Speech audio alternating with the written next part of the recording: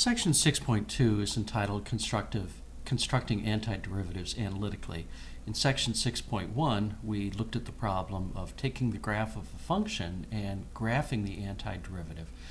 We didn't have a formula for the function, we simply had a graph and we tried to go backwards to graph the antiderivative.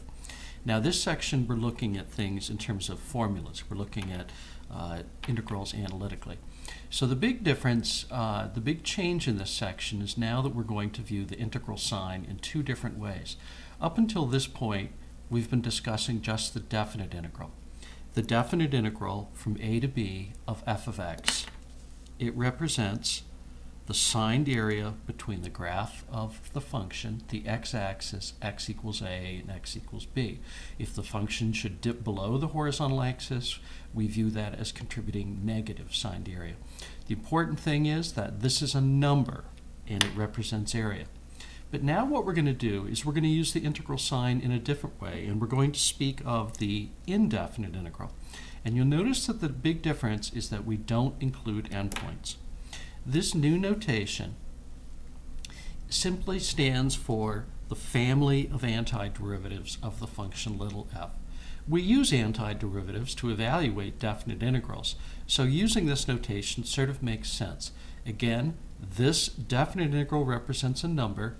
This indefinite integral, which does not include endpoints, represents the family of antiderivatives. Here's an example. The indefinite integral of x squared. A function whose derivative is x squared would be 1/3 x to the third. We could check that by taking the derivative. If we take the derivative, we bring the 3 down, the 3 would cancel with the 1/3 and we'd have x squared. But we can add any constant, like 5, 7, any other constant, and that won't change the fact that the derivative of this will be x squared. So the indefinite integral of x squared is the family of functions 1/3 x to the third plus c. Slightly different example. The integral from x equals 1 to x equals 2x squared. This is a definite integral. It represents the area between the parabola x squared, the x-axis, x equals 1, and x equals 2. By the fundamental theorem of calculus, we can evaluate this by taking an antiderivative. A simple one is x to the third over 3.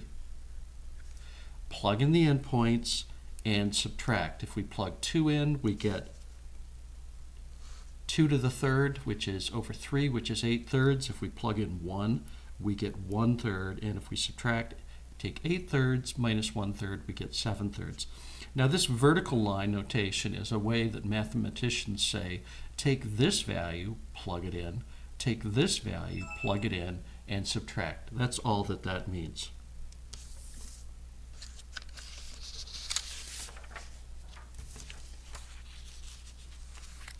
Now, we know how to compute lots of derivatives. That means we know how to compute lots of antiderivatives, because every derivative fact, when viewed in reverse, yields an antiderivative fact. Here's an example, power functions. We know that when we take the derivative of a power function, it decreases the power by 1. So we might think that the integral of x to the n dx, this is an indefinite integral, it represents the family of antiderivatives of x to the n, might be x to the n plus 1. Because if the derivative decreases the power by 1, we would expect the opposite to increase the power by 1. But go back to the example with x squared. Notice how we had to put a 3 in the denominator so that things checked when we take the derivative. If we bring the 3 down, the 3 cancels with the 1/3 to give us x squared. We have to do this in general.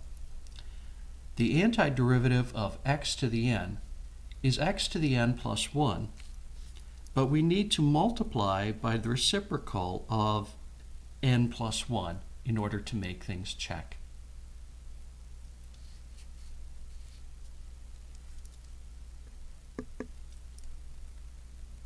In other words, if we take the derivative of x to the n plus 1 times 1 over n plus 1, we would bring this down in front, the n plus 1s would cancel, and we'd have x to the n.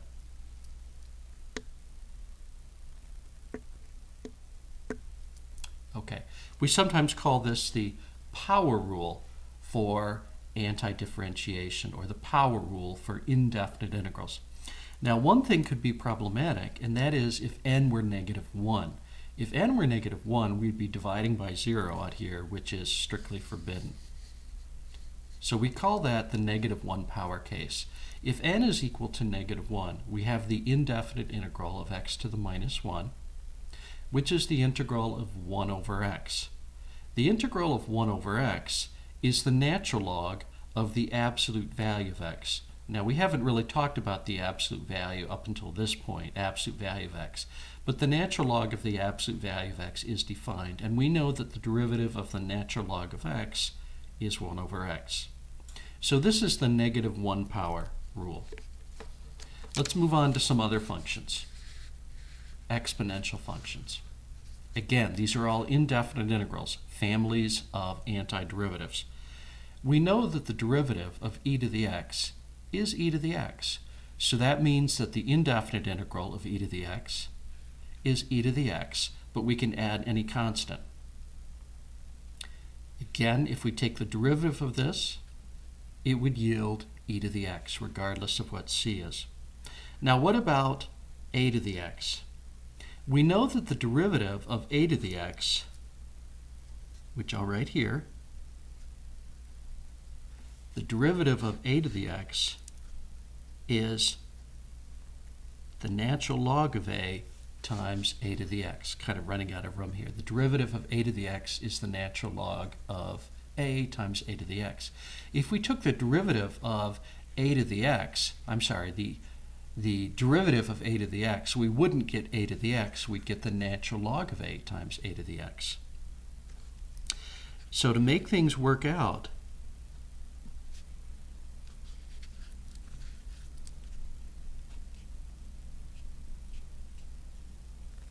we put 1 over the natural log of a to the x.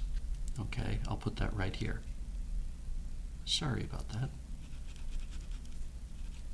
In other words, if we take the derivative of this, the derivative of a to the x is a to the x times the natural log of a.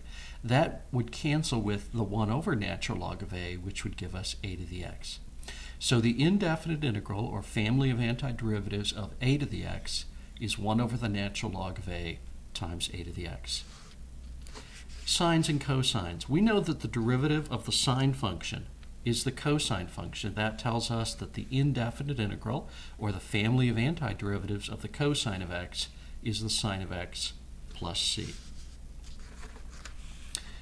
We know that the derivative of cosine is minus the sine. If we factor in a negative sign, that says that the derivative of minus cosine is the sine, or phrased another way, the family of antiderivatives, or the indefinite integral of the sine of x, is minus the cosine of x plus c. And we can go through this type of thing for many other types of functions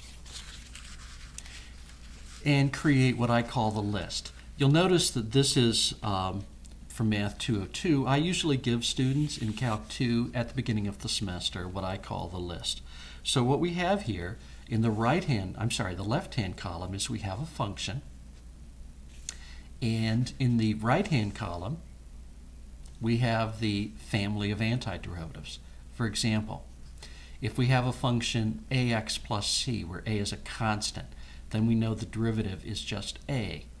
That means the antiderivative, or the indefinite integral of just a number, is ax plus c. Here's the power rule for antiderivatives. We just discussed that. Here's the -1 power case. Here's the exponential case. The exponential case for something other than e to the x. The integral of the cosine, which we discussed. The integral of the sine, which we discussed. We know that the derivative of the tangent is secant squared of x. That means that the family of antiderivatives of secant squared of x is the tangent of x plus any constant. We know that the derivative of the arctangent of x is 1 over 1 plus x squared.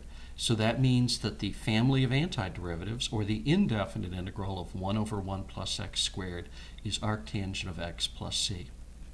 Similarly, the indefinite integral of 1 over the square root of 1 minus x squared is the arc sine of x plus c. So I refer to this as a list, and I want you to, as soon as you can, come to know all of the antiderivative facts on this list. Let's take a look at some examples. Okay, to evaluate a definite integral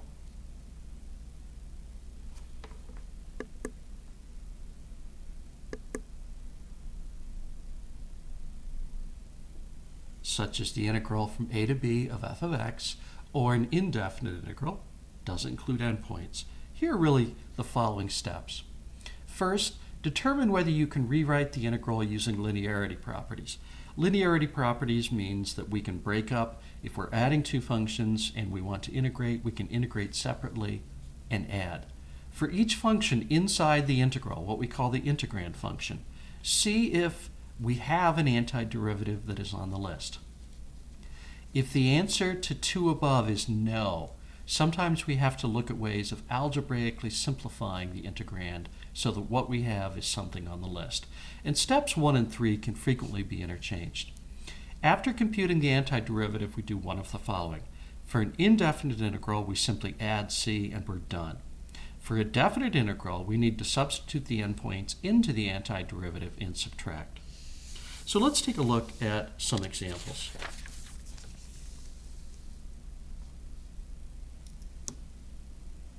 The indefinite integral of 5x to the third plus the square root of x.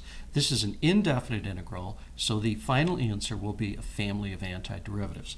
Now, the breaking up or linearity property says that when I'm adding, which is what I'm doing here, I can break this up into the indefinite integral of 5x to the third plus the indefinite integral of the square root of x dx.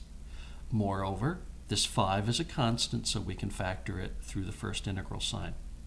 Now this is a power function. By the power rule for antidifferentiation, where n is 3, n plus 1 is 4. So the power rule says that the antiderivative of x to the third would be x to the fourth over 4. We can check this by taking the derivative. When we computed derivatives of roots, it was frequently advantageous to convert it to a power, which is the case here. So the square root of x is x to the 1/2. In this case, we use the power rule, n equals 1/2, so n plus 1 is 5/2. So the antiderivative of 5x to the third was 5x to the fourth over 4.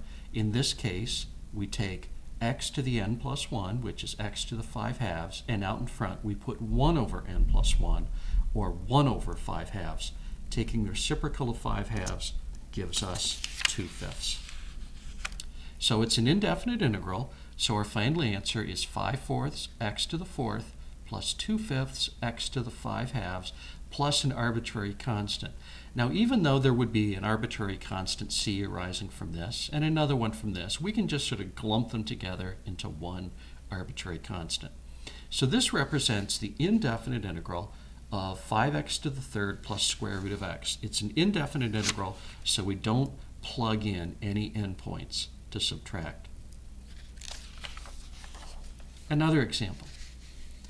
The definite integral from 0 to pi over 4 of 2 sine of x plus secant squared of x dx. Now this is a definite integral, which means the final answer is going to be a number. We can break this up into 2. And I think because I made a little error early on, I'm just going to ignore this 2. Just ignore that. So we can break this up into 2. We have the integral from 0 to pi over 4 of the sine of x plus the integral from 0 to pi over 4 of secant squared of x. Now, the sine of x, from the list, its antiderivative is minus cosine of x. From the list, we know an antiderivative of secant squared is the tangent of x. And again, what I'm doing is I'm using all the facts on the list. The antiderivative of secant squared of x is tangent of x. And when we do a definite integral, we don't need to worry about the c, because we're going to be plugging endpoints in. So the antiderivative of sine of x is minus the cosine of x, and the antiderivative of secant squared of x is the tangent of x. We plug pi over 4 in to minus the cosine of x, and we subtract what we get when we plug 0 in. Notice how we have to be careful about our negative signs. We plug pi over 4 into the tangent, and we subtract what we get when we plug 0 into the tangent. The cosine of pi over 4 is 1 over root 2, so we put a minus sign out in front. The cosine of 0 is 1, so we have minus a minus 1, which is plus 1. The tangent of pi over 4 is 1, and the tangent of 0 is 0. So the final answer for this definite integral is 2 minus 1 over root 2. Notice again that because we had a definite integral, once we computed a simple antiderivative, we had to plug in the endpoints and subtract. Another example. Square root of x squared plus the square root of x plus 1 over x. Now here's a big warning. We can know how to compute the antiderivative of the top. We know how to compute the antiderivative of the bottom. It's tempting to compute the antiderivative of a quotient by computing the antiderivative of the top and divide it by the antiderivative of the bottom. And that is just plain wrong. It will not check. What we want to do here is we want to use algebra properties to simplify this. We would do this if we were computing the derivative of this quantity. This is the same as x squared over x plus the square root of x over x plus 1 over x. X squared over x is x. This would be x to the 1/2 over x to the first, which simplifies to be x to the minus 1/2, and then we have 1 over x. We can break this up into 3 indefinite integrals using the adding properties. We have the integral of x, we have the integral of x to the minus 1/2, and we have the integral of 1 over x. By the power rule, with n equals 1, the antiderivative of x to the first is x to the 1 plus 1, or x squared over 2. In this case, the power rule says that n equals minus 1/2. If we add to that 1, we get 1/2. So the power rule says that the antiderivative of this would be x to the n plus 1.